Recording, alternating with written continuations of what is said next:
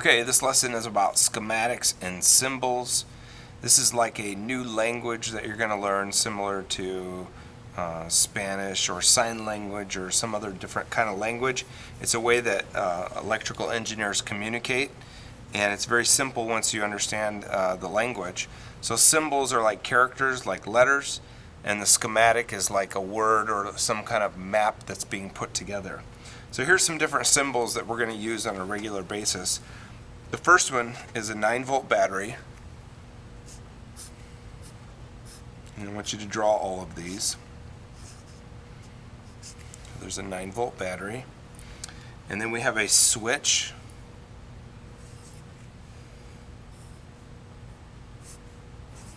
And this makes logical sense, a lot of these, because it looks kind of like the way they work. So current's going to flow through here, and it gets to the end there. Think of that like a gate, like a fence that you're looking down on, and it can't flow from this point to that point. But when the gate shuts, current can flow through here if the gate were shut. So if you missed this question on the SchoolNet test, if the switch is closed, is the light on or off? If it's closed, the light would be on because the current can flow past this point, and then the light would work. A resistor goes like this, and then you usually put in a value like 10K. K, you know, means 1,000 or 10 ohms. So this is rated in ohms. We use the omega symbol, or you could write OHMS for ohms. There are some other symbols that we're going to use at a later time. They're not on these pages that we're looking at, but we're going to go ahead and add them to our symbols list. And the first one is a light emitting diode, or we call it LED. That stands for light emitting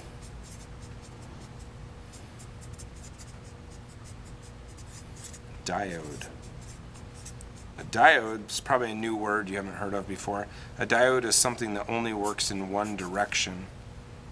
If you put it in backwards, it won't work. So this is probably a good portion of why circuits don't work in the classroom, is because the students have their LED put in backward. So the symbol for an LED looks like this. Color this in, put little arrows here, okay, and then a line right there. So this is light emitting diode. The bottom portion of this is a diode symbol, and when you add these arrows in here, that shows you that it's giving off light.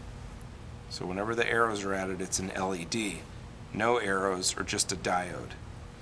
And then the last symbol we're going to use today is a variable resistor. So we'll put that right here.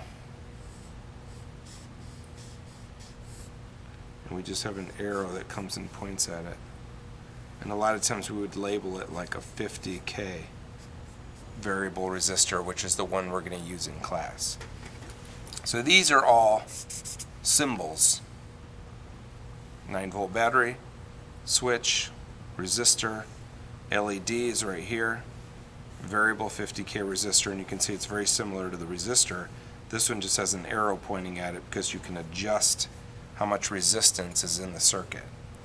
So now we're going to draw our first schematic. We're actually going to draw the schematic for circuit number 1, which is the first thing you are going to hook up in class, and that is on page 8 and 9. So on page 9, we're going to follow along here and draw this circuit. And we're putting it together like a simple little map. So we start by putting in a battery.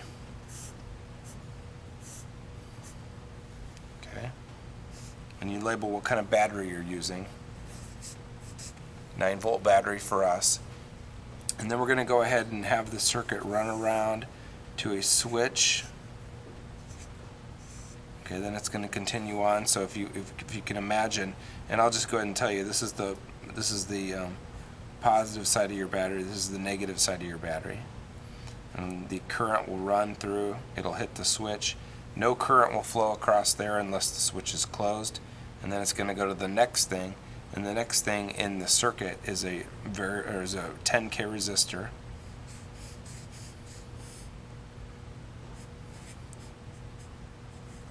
So there's a 10K ohm resistor. And then the last thing in the circuit is going to be an LED light.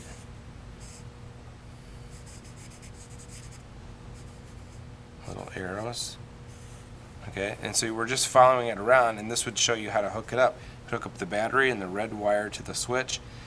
We'd hook up the switch to the resistor. We'd hook up the resistor to the LED. We'd hook up the LED, and then this would point back around to the black wire coming out of the battery. So this would just come around here like this, and that's done. That's a circuit. So we've got a loop. It has to be a closed loop for the circuit to work. Right now, would the light be on or off the way this looks exactly? Well, the right answer would have been off, because the switch is open.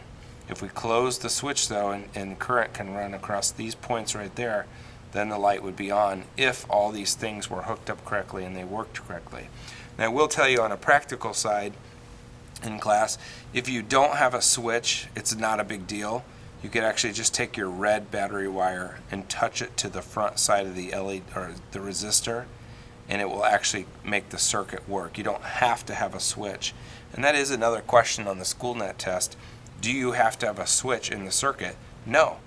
It's just nice to have a switch in the circuit because you can control the circuit. I can turn the light on and off. If I never had a switch, the light would always be on, and we'd never have any control over the circuit. So it's just a control device, but it does not have to be there to get the light to turn on. We're going to also learn how to test all these different things in a further section that we're going to get to.